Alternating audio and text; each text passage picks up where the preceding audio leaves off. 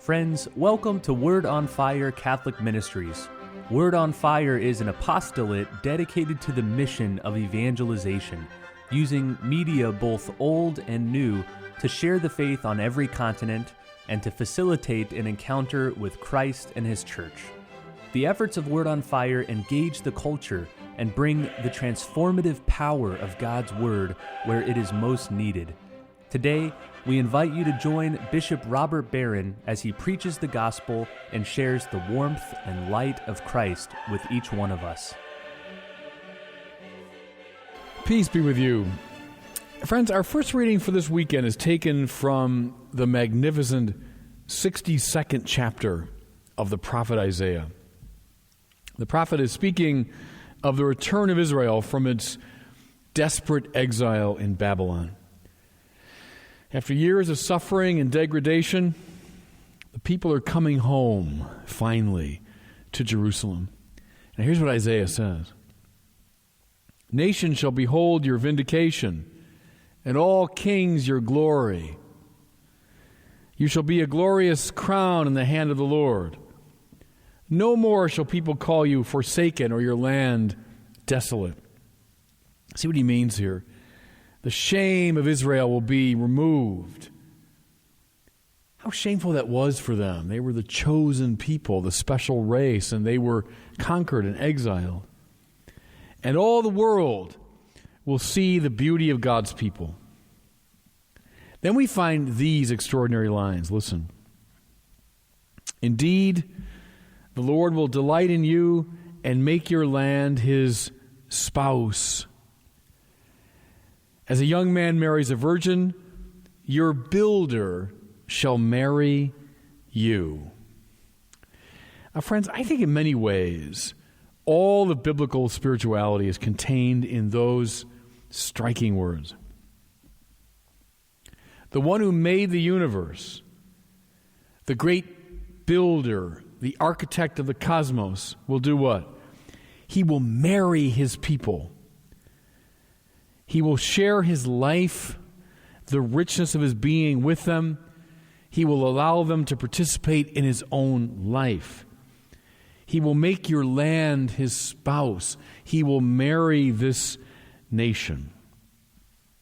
Now I say it's a summation of biblical spirituality because here is the uniquely biblical view of God.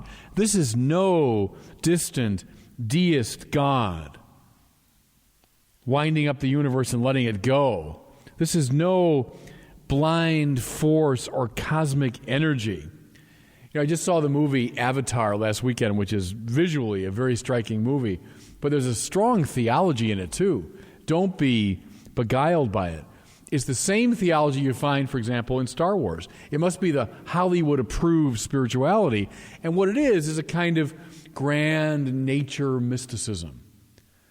This energy that runs through and connects all things.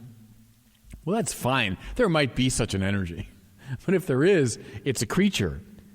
And it is not the personal God of the Bible. That energy is finally indifferent to us. No, the God of the Bible is a person who speaks and acts and now declares His intention to marry His people Israel. Extraordinary, isn't it? Extraordinary. Neither deism nor nature mysticism, but a richly personal biblical view of God. Okay. As I said to you 1,000 times, Jesus is not one prophet among many, but rather He's the very embodiment of the God of Israel. Jesus consistently speaks and acts in the very person of God. Therefore, we should not be surprised that motifs of marriage and wedding come up frequently in His ministry. We see it now in the Gospel of John. And here's our gospel for today, that unforgettable story of the wedding feast at Cana. Now see, I realize at first blush it can seem incongruous, perhaps even a little bit disappointing and anticlimactic, that Jesus performs the first of his great signs, at a wedding feast, and for the purpose of increasing the amount of wine.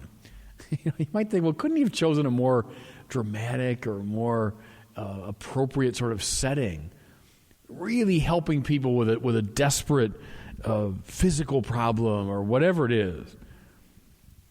What we have is Jesus helping people to celebrate their wedding by increasing the amount of wine. But against the Old Testament background that I've been sketching, this, in fact, seems altogether appropriate. That the miracle would take place at a wedding, and it would involve the increase in wine. Look, Jesus is, in his very person, the marriage of divinity and humanity. In his very person, he's the wedding of heaven and earth.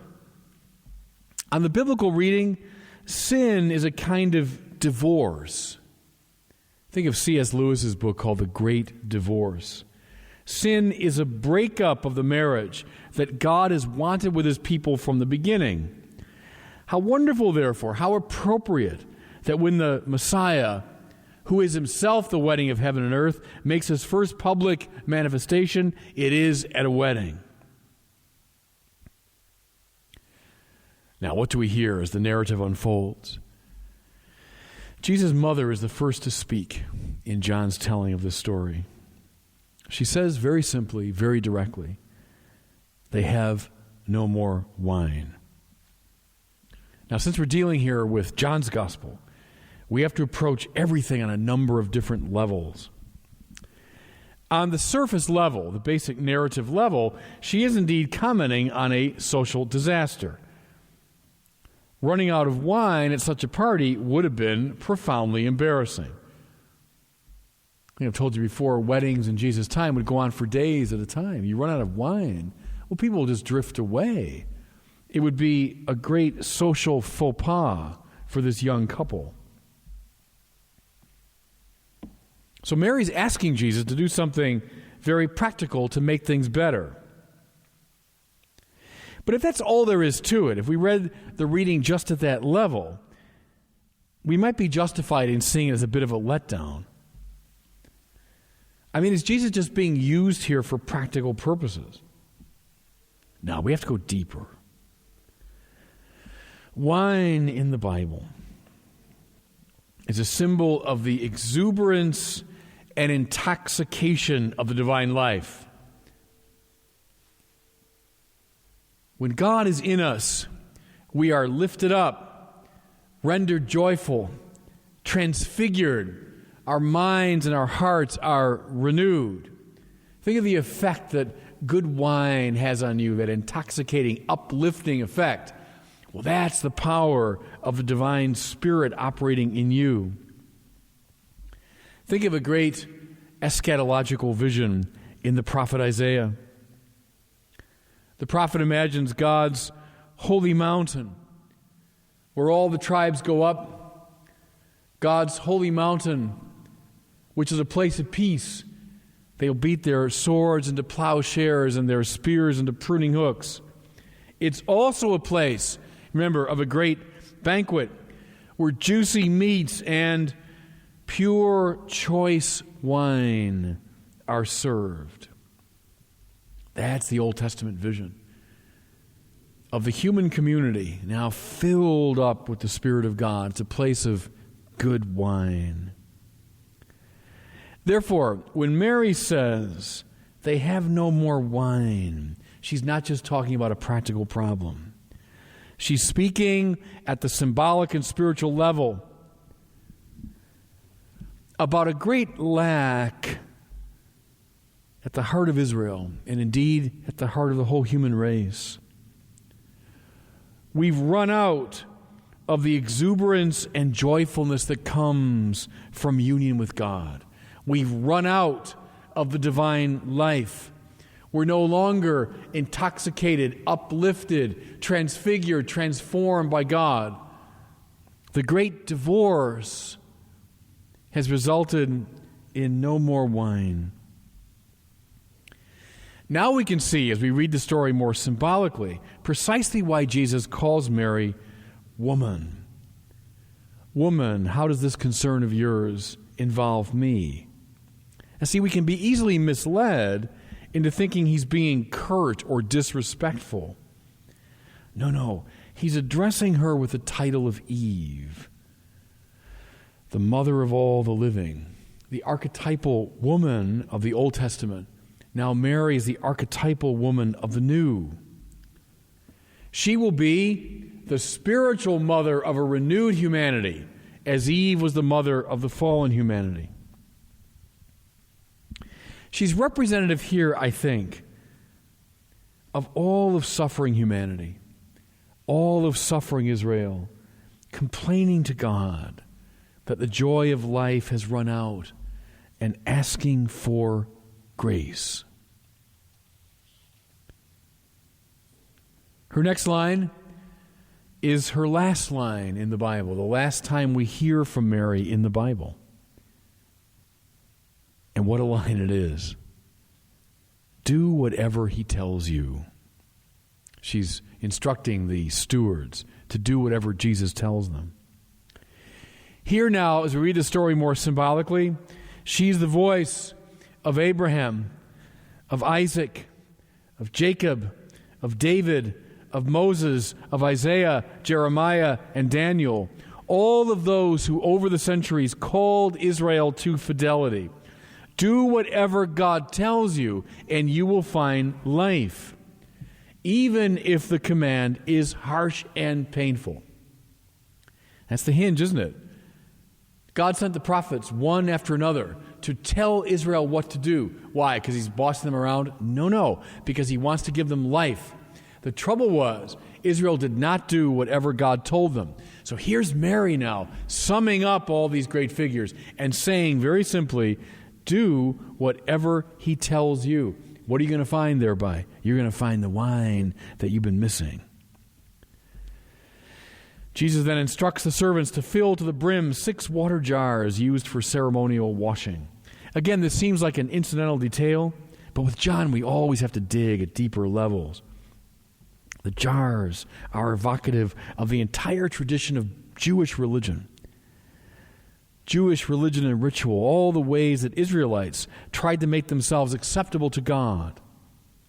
Mind you, Jesus is not discounting this.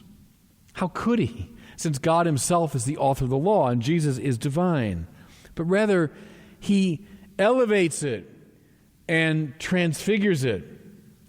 He wants human beings to bring all of their powers and all of their achievements to the table. He wants them to bring all the power of religion and ritual to the table. But then he changes it. He elevates it into the wine of the divine life.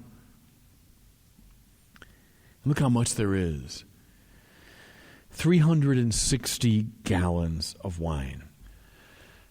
Friends, when we're hooked up to the divine life, when we are married to God, life never runs out. There's the message. And this is why this is described as the first of Jesus' signs. It's meant not simply in a chronological sense, but a spiritual one as well. This great sign at Cana is the archetype of all of Jesus' acts and words and miracles. Join yourself to the divine grace, and life, the good wine, will never run out. And God bless you. Thank you for listening to this week's homily from Bishop Robert Barron. For more resources from Bishop Barron, please visit wordonfire.org.